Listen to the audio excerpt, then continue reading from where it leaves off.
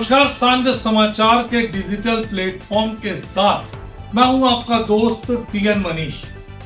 दरअसल 6 जून देश की राजधानी दिल्ली के जंतर मंतर के लिए एक बड़े आंदोलन का सबब बना। मौका रहा कॉकरोच जनता पार्टी का सुबह 10:30 बजे से शुरू हुआ पूर्व नियोजित और घोषित आंदोलन जो 5 घंटे तक चला। इस 5 घंटे के भीतर पुलिस ने एहतियातन करीब 6 लोगों को हिरासत में लिया, जबकि आखिरी वक्त पर सोनम वांगचुक भी समर्थन देने मौके पर पहुंचे थे। वे पहले ही ऐलान कर चुके थे कि यदि अभिजीत दीपके को गिरफ्तार किया जाएगा तो 42 दिनों का अनशन सोनम वांगचुक करेंगे। तो यह आंदोलन हुआ। इस आंदोलन में कहने को तो 4 बड़ी मांगे थी, लेकिन प्रमुख तौर पर सिंगल पॉइंट एजेंडा कॉकरोच जनता पार्टी के युवाओं का रहा। देश के शिक्षा मंत्री धर्मेंद्र प्रधान का इस्तीफा, उस इस्तीफे की बात पर आखिरी में अल्टीमेटम दे दिया गया अगले शनिवार तक का। 13 जून तक यदि धर्मेंद्र प्रधान का इस्तीफा नहीं होगा तो दोबारा कॉकरोच जनता पार्टी के युवा सोशल मीडिया से निकलकर सड़क पर दिल्ली में दोबारा से प्रदर्शन करेंगे। लेकिन इस प्रदर्शन ने कई सवालों को जन्म दे दिया है। नई बहस छिड़ गई है। पहली बात यह कि कॉकरोच जनता पार्टी ने युवाओं से जो वादे किए थे कि वो युवाओं के साथ कदमताल करते हुए देश की जेनजी को न्याय दिलाएंगे उस परीक्षा व्यवस्था को सुधार कर जिससे युवाओं का भविष्य चौपट हो रहा है।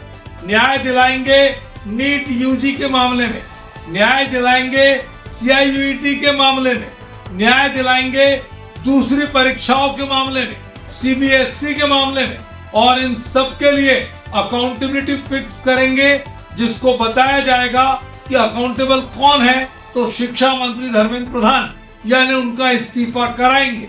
इस बीच में आग लगी थी शिक्षा मंत्रालय के दूसरी मंजिल के भवन में, उस पर भी सवाल उठे। लेकिन अब सियासत के तौर पर देखा जाए तो ये सवाल उठ रहे हैं कि आखिर अभिजीत दीपके ने अंबेडकर की किताब हाथ में क्यों ली। अभिजीत दीपके ने अगर भारत का संविधान हाथ में लिया होता तो युवाओं को समझ में आता, क्योंकि हमारा देश संविधान से चलता है, कानून संविधान से चलता है, संविधान हमारे लोकतंत्र की आत्मा है।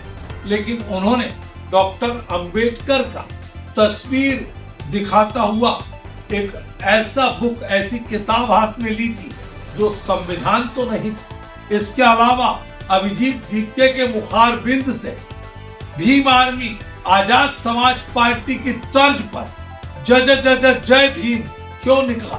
क्यों युवाओं को जय भीम के नारे जंतर मंतर से लगवाए गए?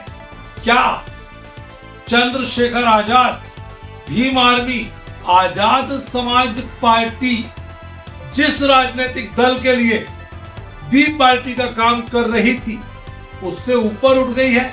क्या चंद्रशेखर रावण अब उस राजनीतिक दल के लिए भारी पड़ रहा है, इसलिए किसी एक नए चेहरे का जन्म हुआ है? इस तरह की बात भी आ रही है और सवाल उठ रहे हैं कि देश भर में यूजीसी बिल के दौरान आंदोलनों के लिए जब अनुमति मांगी गई, खास तौर पर उत्तर प्रदेश के अलग अलग शहरों में, तो फिर सवर्ण समाज को जगह की अनुमति, प्रदर्शन की अनुमति क्यों नहीं दी गई? क्यों जंतर मंतर की अनुमति नहीं दी गई? क्यों उनके साथ दमन किया गया? इस तरह की बात आ रही है। और ये क्या राजनीतिक दलों के द्वारा भीम आर्मी आजाद समाज पार्टी से एक बड़े राजनीतिक दल का मोहभंग होने के बाद नए सिरे से अब दलित वोटरों के ध्रुवीकरण की साजिश है? क्या कथित तौर पर इनको कोई बड़ी फंडिंग दी जा रही है इस आंदोलन के लिए? ये सवाल भी उठ रहे हैं। सवाल ये भी है कि इस हिंदुस्तान में कई पार्टियां बनी, कई आंदोलन हुए और समय की गर्त में समाते चले गए, क्योंकि हमारे देश की आम आवाम इस मामले में शॉर्ट टर्म मेमोरी लॉस से ग्रसित है, यानी कई बार वो डिमेंशिया का शिकार हो जाती है। तो ऐसे में सवाल उठ रहा है कि क्या कॉकरोच जनता पार्टी का पूरा की पूरा आंदोलन 3 साल तक चलेगा?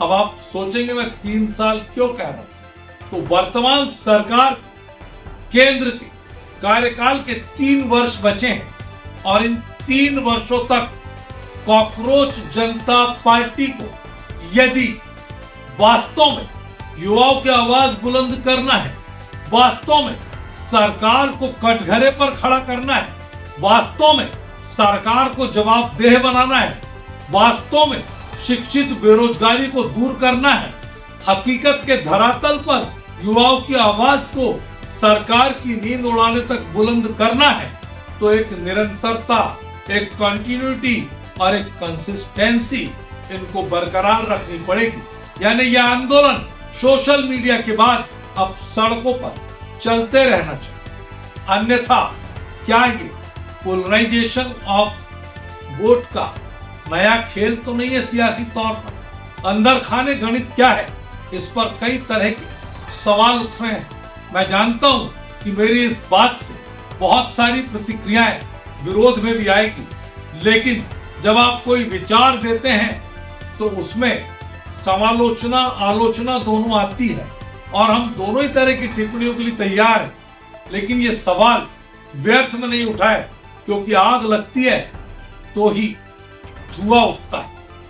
अब ऐसे में अगर ये धुआं उठ रहा है तो ये तुलना बिल्कुल होना लाजमी सी बात है कि आखिर पीछे यूजीसी आंदोलन के दौरान तमाम तरह के सवर्ण संगठनों को इतनी इजाजत क्यों नहीं दी गई, और क्या ये जो पूरा मामला हुआ है, इस मामले के राजनीतिक तौर पर किसी दल विशेष के लिए किसी एजेंडे को पूरा करने का कोई एक उपक्रम है?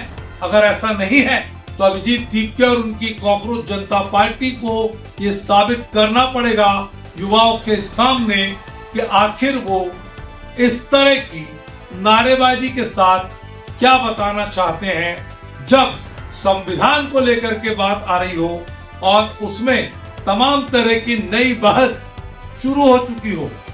तो ये तय मानिए कि कॉकरोच जनता पार्टी ने जिस तेजी के साथ 16 मई से 6 जून के बीच में, अगर मैं मोटे तौर पर आंकड़ों की बात करूं तो 22 मिलियन का आंकड़ा इंस्टाग्राम पर अपने फॉलोअर्स का छू लिया है और समानांतर मीडिया इनको लगातार दिखा रहा है।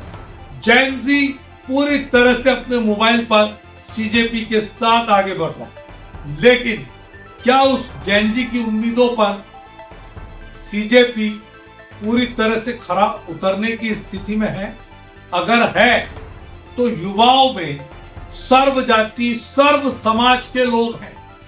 ऐसे में किसी एक दल को लेकर या किसी एक वर्ग विशेष को लेकर उनके द्वारा दोहराए जाने वाले नारे अगर कॉकरोच जनता पार्टी के मंच से खुलकर लगाए जा रहे हैं तो सवाल तो खड़े होंगे और इसका जवाब कॉकरोच जनता पार्टी को देना होगा। उम्मीद कर सकते हैं कि कॉकरोच जनता पार्टी किसी भी तरह की राजनीतिक साजिश का शिकार नहीं है। उम्मीद कर सकते हैं कॉकरोच जनता पार्टी वास्तव में युवाओं की उस दबी हुई आवाज को मुखरता के साथ उठाने का मंच साबित होगी, जो युवाओं के गुस्से का कारण बनने वाले बिंदु खड़े कर चुका है। क्योंकि सबसे बड़ी बात नीट यूजी और उससे उपजी हताशा से कई माँ बाप के कंधे छिन जाने का गणित। उससे बड़ी बात सीबीएसई जैसी महत्वपूर्ण संस्था पर इस तरह की उंगली उठना कि एक 17 साल के बालक को पाकिस्तानी तक करार दिए जाने की कोशिश की गई। तो देश कहां जा रहा है, युवा कहां जाएगा? अगर इसकी हकीकत में इस पीड़ा, इस दर्द को कॉकरोच जनता पार्टी ने समझा है, तो हम उम्मीद करेंगे कि कॉकरोच जनता पार्टी किसी के हाथ का खिलौना न बने। कॉकरोच जनता पार्टी वोटों के, जाति के, ध्रुवीकरण के गणित में न उलझे और किसी भी स्तर पर वो युवाओं को एक चश्मे से देखे कि वो युवा है, बेरोजगार है, परेशान है, उसकी कोई जाति नहीं है, उसका कोई धर्म नहीं है, उसकी सिर्फ एक ही इच्छा, एक ही मंशा है कि वो भारत का युवा है, वो हिंदुस्तान का नागरिक है और वो संवैधानिक तौर पर अपनी मांगों को एक मौलिक अधिकारों के तहत नागरिक अधिकार और कर्तव्य के बीच में पूरा करने के लिए सोशल मीडिया के प्लेटफॉर्म से निकलकर सड़क पर उतरा है। ऐसे में बड़ा चेहरा अचानक बने अभिजीत दीपके के कंधों पर बहुत बड़ी जिम्मेदारी है देश के युवाओं के बीच इस भरोसे को कायम रखने की जो उन्होंने पहले दिन से दिलाया था। इस खास पेशकश इतना ही। मुझे दीजिए इजाजत और इस विश्लेषण में अपनी प्रतिक्रिया से हमें अवश्य अवगत कराइए। नमस्कार।